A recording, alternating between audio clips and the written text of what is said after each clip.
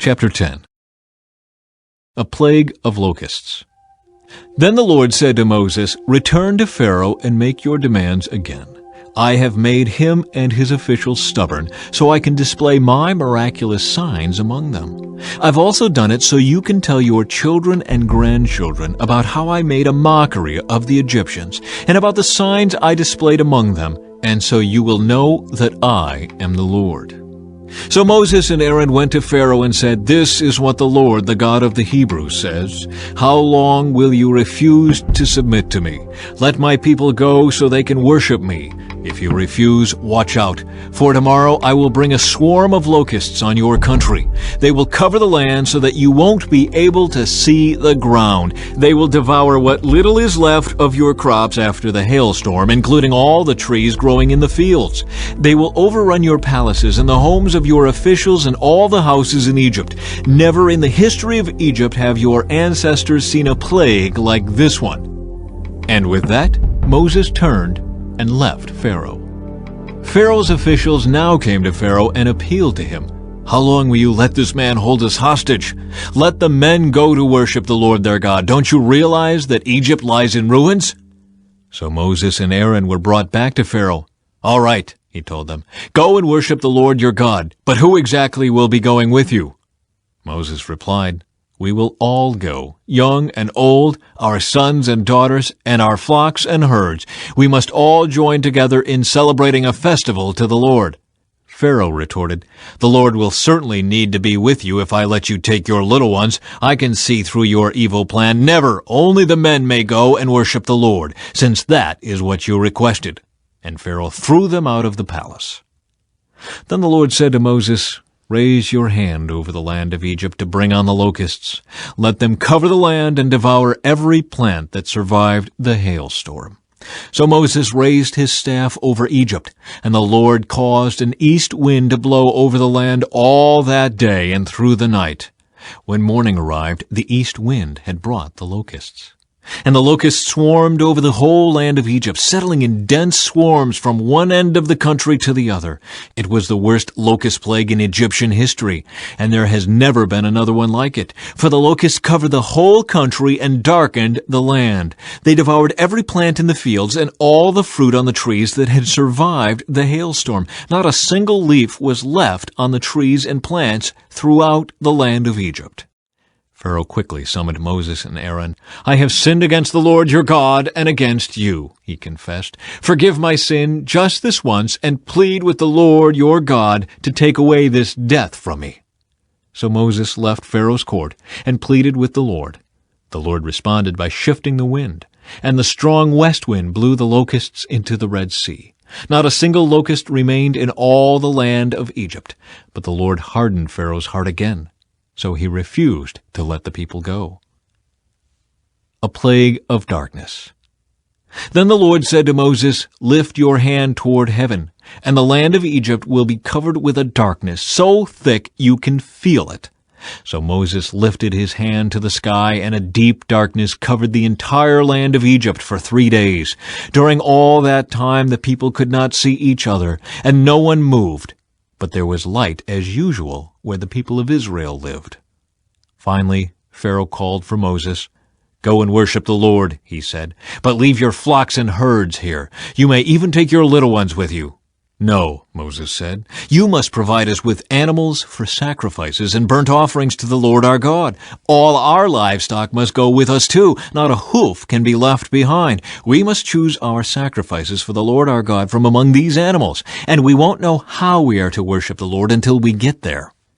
But the Lord hardened Pharaoh's heart once more, and he would not let them go. "Get out of here," Pharaoh shouted at Moses. "I'm warning you, never come back to see me again. The day you see my face, you will die." "Very well," Moses replied. "I will never see your face again." Chapter 11. Death for Egypt's firstborn. Then the Lord said to Moses, "I will strike Pharaoh and the land of Egypt with one more blow. After that, Pharaoh will let you leave this country. In fact, he will be so eager to get rid of you that he will force you all to leave." Tell all the Israelite men and women to ask their Egyptian neighbors for articles of silver and gold." Now the Lord had caused the Egyptians to look favorably on the people of Israel, and Moses was considered a very great man in the land of Egypt, respected by Pharaoh's officials and the Egyptian people alike. Moses had announced to Pharaoh, "This is what the Lord says, at midnight tonight I will pass through the heart of Egypt. All the firstborn sons will die in every family in Egypt, from the oldest son of Pharaoh who sits on his throne to the oldest son of his lowliest servant girl who grinds the flour. Even the firstborn of all the livestock will die. Then a loud wail will rise throughout the land of Egypt, a wail like no one has heard before or will ever hear again. But among the Israelites it will be so peaceful that not even a dog will bark. Then you will know that the Lord makes a distinction between the Egyptians and the Israelites. All the officials of Egypt will run to me and fall to the ground before me. 'Please leave,' they will beg. 'Hurry and take all your followers with you. Only then will I go.'" Then, burning with anger, Moses left Pharaoh. Now the Lord had told Moses earlier, "Pharaoh will not listen to you, but then I will do even more mighty miracles in the land of Egypt." Moses and Aaron performed these miracles in Pharaoh's presence, but the Lord hardened Pharaoh's heart, and he wouldn't let the Israelites leave the country. Chapter 12. The First Passover.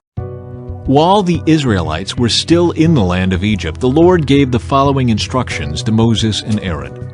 "From now on, this month will be the first month of the year for you. Announce to the whole community of Israel that on the 10th day of this month each family must choose a lamb or a young goat for a sacrifice, one animal for each household. If a family is too small to eat a whole animal, let them share with another family in the neighborhood. Divide the animal according to the size of each family and how much they can eat. The animal you select must be a 1-year-old male, either a sheep or a goat, with no defects. Take special care of this chosen animal until the evening of the 14th day of this first month. Then the whole assembly of the community of Israel must slaughter their lamb or young goat at twilight. They are to take some of the blood and smear it on the sides and top of the door frames of the houses where they eat the animal. That same night they must roast the meat over a fire and eat it, along with bitter salad greens and bread made without yeast. Do not eat any of the meat raw or boiled in water. The whole animal, including the head, legs, and internal organs, must be roasted over a fire. Do not leave any of it until the next morning. Burn whatever is not eaten before morning. These are your instructions for eating this meal. Be fully dressed, wear your sandals, and carry your walking stick in your hand. Eat the meal with urgency, for this is the Lord's Passover. On that night I will pass through the land of Egypt and strike down every firstborn son and firstborn male animal in the land of Egypt. I will execute judgment against all the gods of Egypt, for I am the Lord. But the blood on your doorposts will serve as a sign marking the houses where you are staying. When I see the blood, I will pass over you. This plague of death will not touch you when I strike the land of Egypt. This is a day to remember. Each year, from generation to generation, you must celebrate it as a special festival to the Lord. This is a law for all time. For 7 days the bread you eat must be made without yeast. On the first day of the festival, remove every trace of yeast from your homes. Anyone who eats bread made with yeast during the 7 days of the festival will be cut off from the community of Israel. On the first day of the festival and again on the 7th day, all the people must observe an official day for holy assembly. No work of any kind may be done on these days except in the preparation of food. Celebrate this festival of unleavened bread, for it will remind you that I brought your forces out of the land of Egypt on this very day. This festival will be a permanent law for you. Celebrate this day from generation to generation.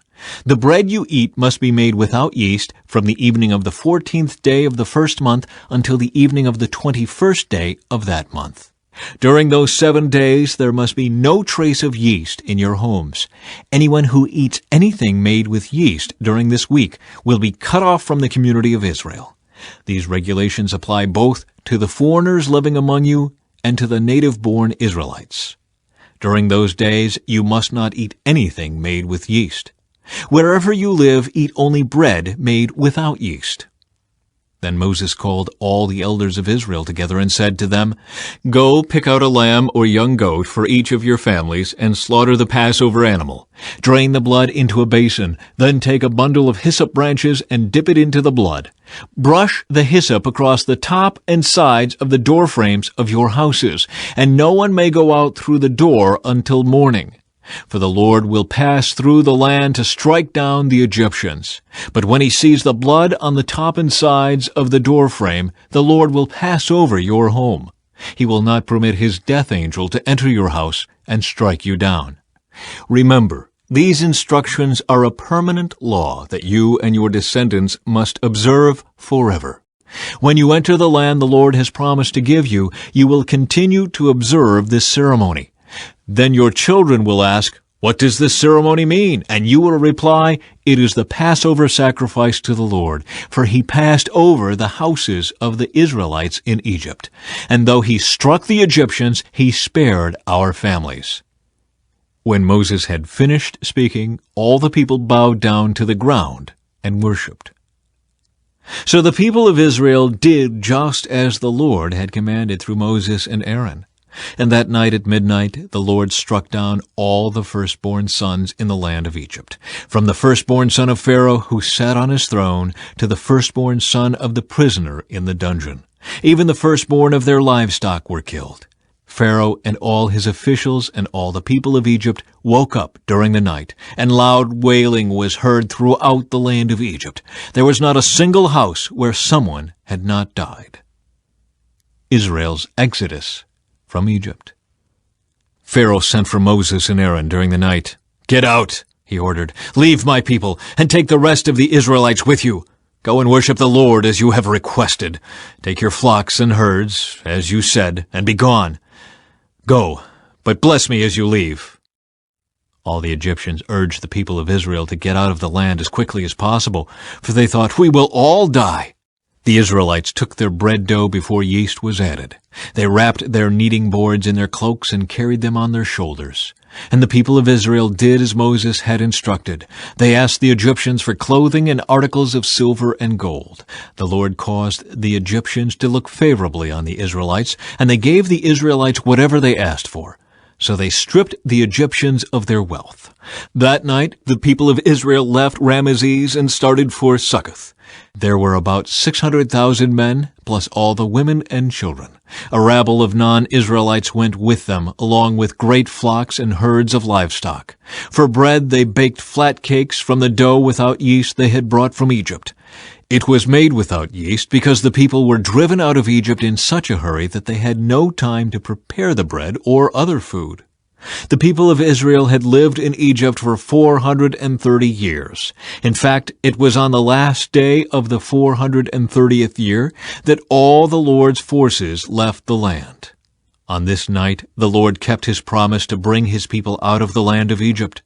So this night belongs to him, and it must be commemorated every year by all the Israelites from generation to generation.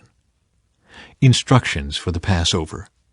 Then the Lord said to Moses and Aaron, "These are the instructions for the festival of Passover. No outsiders are allowed to eat the Passover meal, but any slave who has been purchased may eat it if he has been circumcised. Temporary residents and hired servants may not eat it. Each Passover lamb must be eaten in one house. Do not carry any of its meat outside, and do not break any of its bones. The whole community of Israel must celebrate this Passover festival. If there are foreigners living among you who want to celebrate the Lord's Passover, let all their males be circumcised. Only then may they celebrate the Passover with you like any native-born Israelite. But no uncircumcised male may ever eat the Passover meal. This instruction applies to everyone, whether a native-born Israelite or a foreigner living among you." So all the people of Israel followed all the Lord's commands to Moses and Aaron. On that very day the Lord brought the people of Israel out of the land of Egypt like an army.